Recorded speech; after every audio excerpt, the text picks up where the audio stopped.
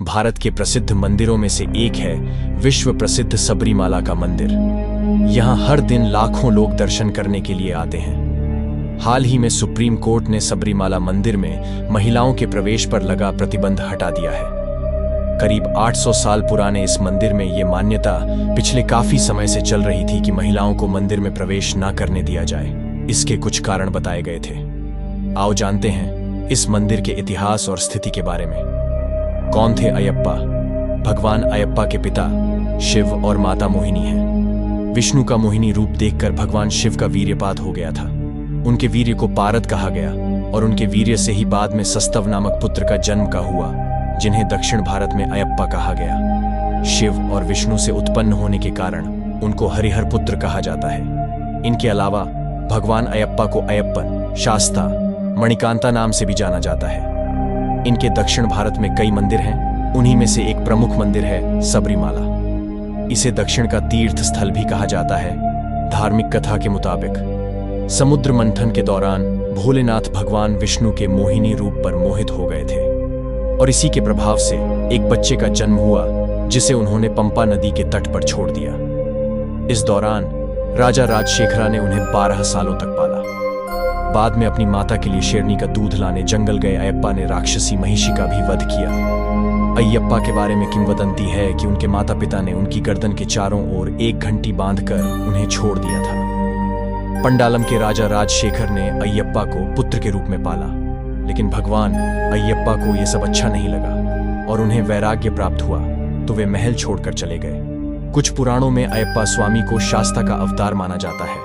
अयप्पा स्वामी का चमत्कारिक मंदिर भारतीय राज्य केरल में सबरीमाला में अयप्पा स्वामी का प्रसिद्ध मंदिर है, जहां विश्व भर से लोग शिव के इस पुत्र के मंदिर में दर्शन करने के लिए आते हैं। इस मंदिर के पास मकर संक्रांति की रात घने अंधेरे में रह रहकर यहाँ एक ज्योति दिखती है। इस ज्योति के दर्शन के लिए दुनिया भर से करोड़ों श्रद्धालु हर साल आते हैं। सबरीमाला का नाम शबरी के नाम पर पड़ा है, वही शबरी जिसने भगवान राम को झूठे फल खिलाए थे और राम ने उसे नवधा भक्ति का उपदेश दिया था। बताया जाता है कि जब जब ये रोशनी दिखती है, इसके साथ शोर भी सुनाई देता है। भक्त मानते हैं कि ये देव ज्योति है और भगवान इसे जलाते हैं। मंदिर प्रबंधन के पुजारियों के मुताबिक मकर माह के पहले दिन आकाश में दिखने वाले एक खास तारा मकर ज्योति है। कहते हैं कि अयप्पा ने शैव और वैष्णवों के बीच एकता कायम की। उन्होंने अपने लक्ष्य को पूरा किया था और सबरीमाल में उन्हें दिव्य ज्ञान की प्राप्ति हुई थी। ये मंदिर पश्चिमी घाटी में पहाड़ियों की श्रृंखला सह्याद्री के बीच में स्थित है।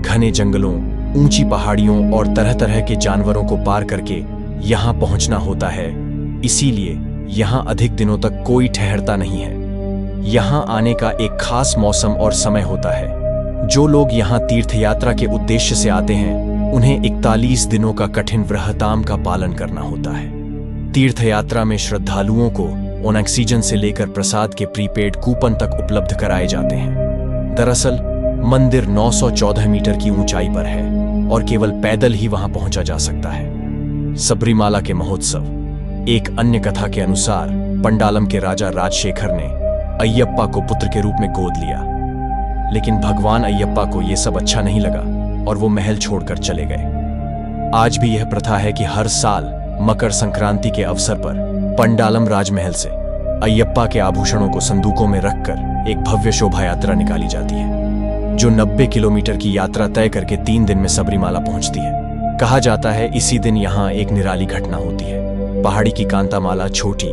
पर असाधारण चमक वाली ज्योति दिखलाई देती है। 15 नवंबर का मंडलम और 14 जनवरी की मकर विलक्कू, ये सबरीमाला के प्रमुख उत्सव हैं। मलयालम पंचांग के पहले 5 दिनों और विषु माह यानी अप्रैल में ही इस मंदिर के पट खोले जाते हैं। इस मंदिर में सभी जाति के लोग जा सकते हैं, लेकिन 10 साल से 50 साल की उम्र की महिलाओं के प्रवेश पर मनाही है। सबरीमाला में स्थित इस मंदिर प्रबंधन का कार्य इस समय त्रावणकोर देवास्वम बोर्ड देखती है।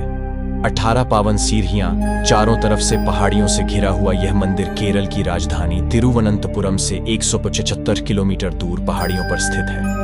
इस मंदिर तक पहुंचने के लिए 18 पावन सीढ़ियों को पार करना पड़ता है, जिनके अलग अलग अर्थ भी बताए गए हैं। पहली 5 सीढ़ियों को मनुष्य की 5 इंद्रियों से जोड़ा जाता है। इसके बाद वाली 8 सीढ़ियों को मानवीय भावनाओं से जोड़ा जाता है। अगली 3 सीढ़ियों को मानवीय गुण और आखिर 2 सीढ़ियों को ज्ञान और अज्ञान का प्रतीक माना जाता है। इसके अलावा यहाँ आने वाले श्रद्धालु सिर पर पोटली रखकर पहुंचते हैं। वह पोटली नैवेद्य, भगवान को चढ़ाई जाने वाली चीजें जिन्हें प्रसाद के तौर पर पुजारी घर ले जाने को देते हैं, से भरी होती है। यहाँ मान्यता है कि तुलसी या रुद्राक्ष की माला पहनकर, व्रत रखकर और सिर पर नैवेद्य रखकर जो भी व्यक्ति आता है उसकी सारी मनोकामनाएं पूरी होती हैं।